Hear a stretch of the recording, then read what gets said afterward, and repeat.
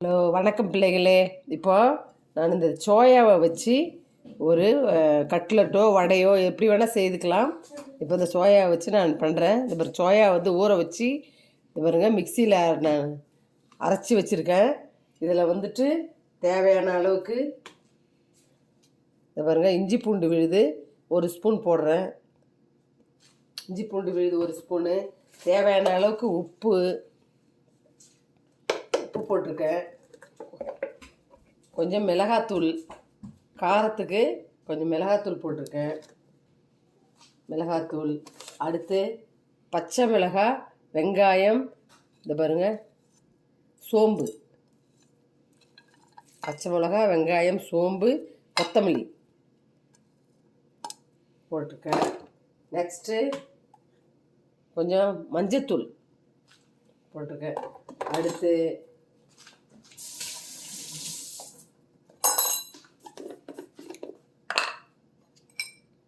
Cornflour, பைண்டிங்க்கு cornflour ஒரு 2 spoon போட்டிருக்கேன். Cornflour 2 spoon. Next பைண்டிங்க்கு உருளைக்கிழங்கு அவிச்சு வச்சுருக்கேன். இந்த உருளைக்கிழங்கை போட்டுக்கிறேன். மசிச்சு உருளைக்கிழங்கு மசிச்சு போட்டுக்கலாம்.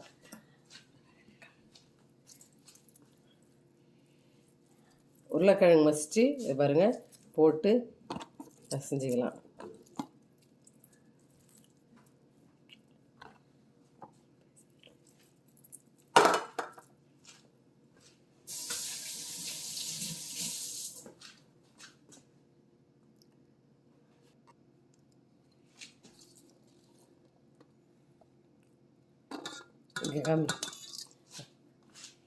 கடலை, வெள்ளைக்கடலை மிக்சியில் போட்டு அரைச்சிருக்கிறேன்.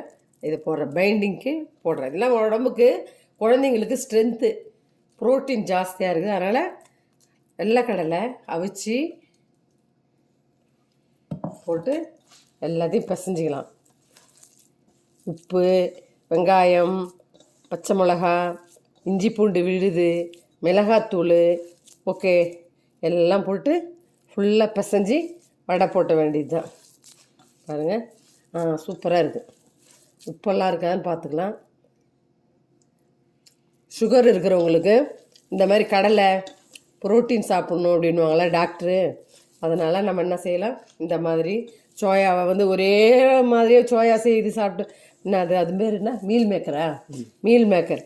அதை சாப்பிட்டா பிடிக்காது. அதை இந்த மாதிரி டிஃப்ரெண்ட்டாக செய்து சாப்பிட்டா குழந்தைங்களும் டேஸ்ட்டாக சாப்பிடும், நாமளும் சாப்பிட்லாம்.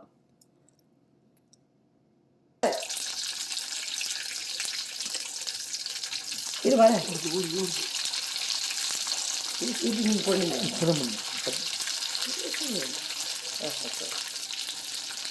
ஓகே, இப்போ வடை போடுறேன் பாருங்கள்.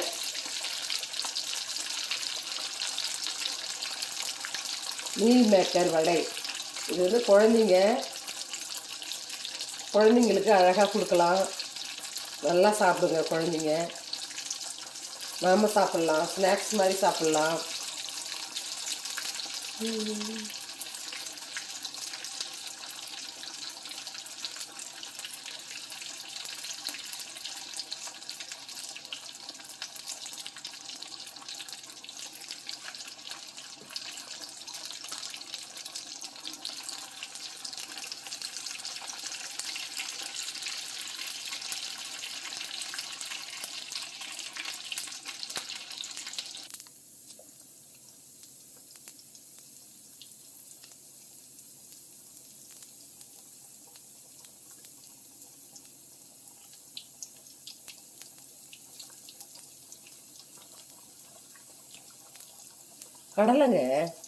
கடலை உலகு இருக்கட்டும். வெள்ளைக்கடலை இல்லை, கொண்டக்கடலை. அது கார்ன்ஃப்ளவர் கொஞ்சம் உடம்புக்கு ஸ்ட்ரென்த்து.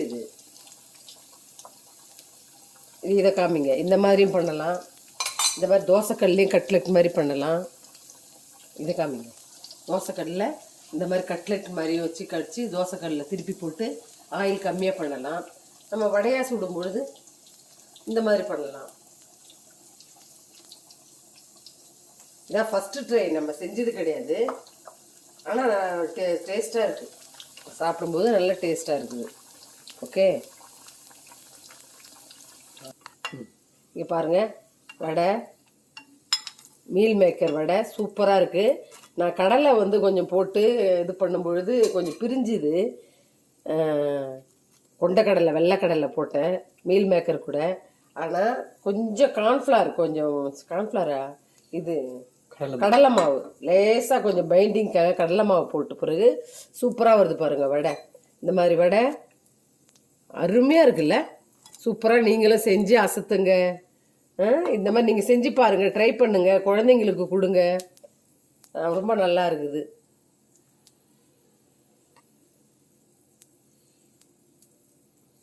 அப்படியே வைங்க, நீ போ. ஆஃப் பண்ணுமா?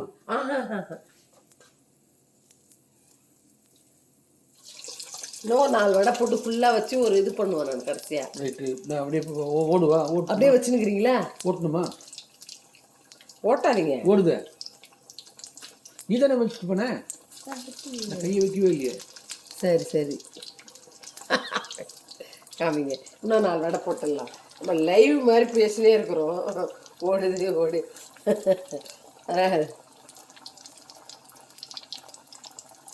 சூப்பராக இருக்கு வடை.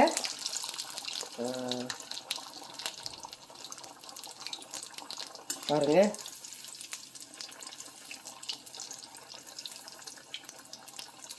ஏன்னா மக்கள் வந்து நம்மளை பார்த்து செய்யும் பொழுது உடஞ்சிடுச்சுன்னா, அதனால தான் நான் சொன்னேன் கடலை மாவு கொஞ்சம் போட்டு மேலே மீல் மேக்கரை வந்து நல்லா ஊற வச்சு புழிஞ்சிட்டு அரைச்சிக்கணும். அரைச்சிட்டு கொஞ்சம் கடலை மாவு பைண்டிங் போட்டு வெங்காயம் பச்சை மிளகாலாம் குறுக அரைஞ்சி கொத்தமல்லி எல்லாம் போட்டு பிசைஞ்சு குழந்தைங்களுக்கு இந்த மாதிரி கட்லெட் மாதிரி செய்யலாம். தோசைக்கல்ல நம்ம செய்தோம் பார்த்தீங்களா, கட்லெட் மாதிரியும் செய்யலாம், வடை மாதிரியும் செய்யலாம். செஞ்சு குழந்தைங்களுக்கு கொடுத்தா குழந்தைங்க சூப்பராக டேஸ்ட்டாக சாப்பிடுங்க. நமக்கும் சாப்பாட்டுக்கு தயிர் சாத்துக்கெல்லாம் சூப்பராக இருக்கும்.